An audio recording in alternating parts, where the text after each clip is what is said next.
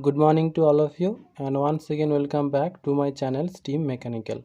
Today in this video I will be discussed about a short trick to remember the critical load and the equivalent length for different types of column. So let's go to the point of discussion.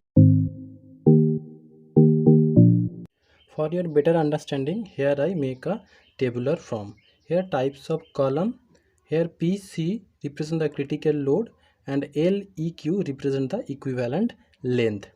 So here, as we know, depends on the end condition, we can classify the column in four categories. So both ends are hinge, okay. Then here the both ends are fixed, both one end fixed and another end hinge, one end fixed and another end free. So here I draw the sketch of these kinds of column, okay. So first one is one end, both ends are hinge, okay. So here if I represent here fixed one, here this one is the fixed one. So this first one something look like this way. Here both the ends are hinged. It is clear. Next one is the both ends are fixed. For both ends are fixed, how you can draw it? Suppose this one is the fixed one end and here the another end which is fixed. So here this one is represent the second kind of column which is both ends are fixed. Next one is the one end fixed, another end hinged. So suppose this end is fixed and this end is hinged. So this end is hinged and the another end is fixed. So it is clear now. Next one is the one end fixed, another end free. So simply this end is fixed and the another end is simply free. Okay, so it is clear. Both ends are hinged, look like this way. Both ends are fixed like this way. One end fixed, another end hinged like this way. Here fixed and in this end it is hinged.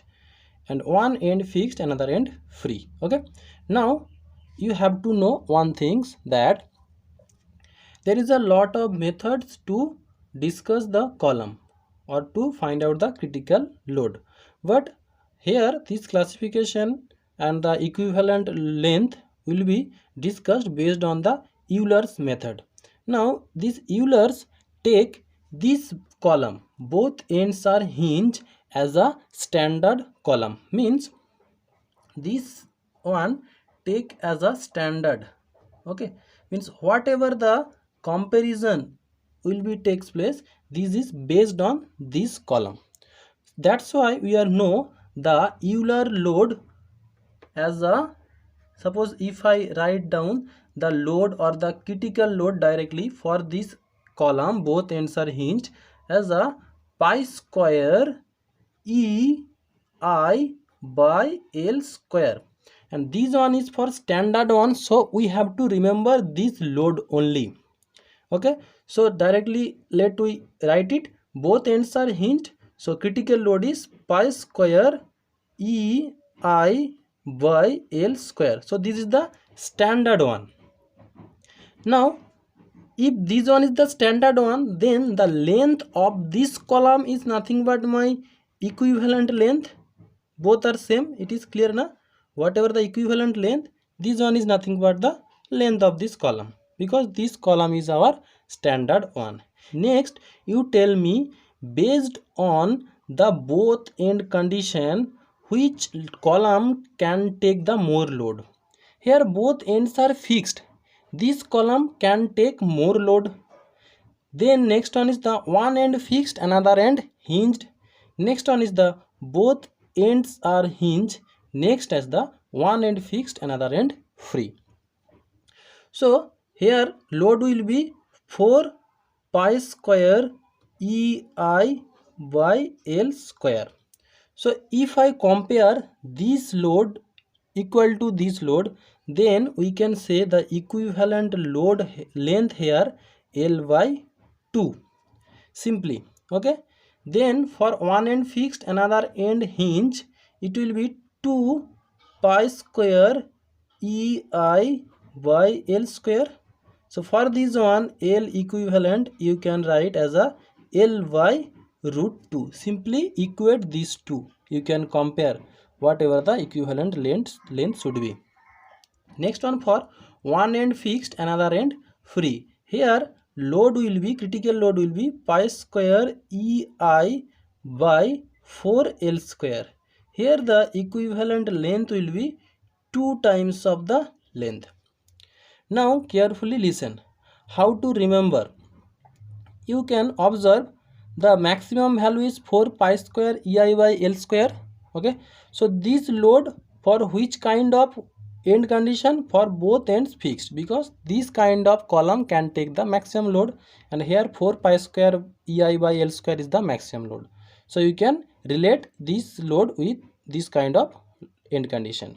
Next one, 2 pi square EI by L square. This load for one end fixed, another end hinged. Next one, pi square E by L square. Both ends are hinged, which is nothing but our standard column.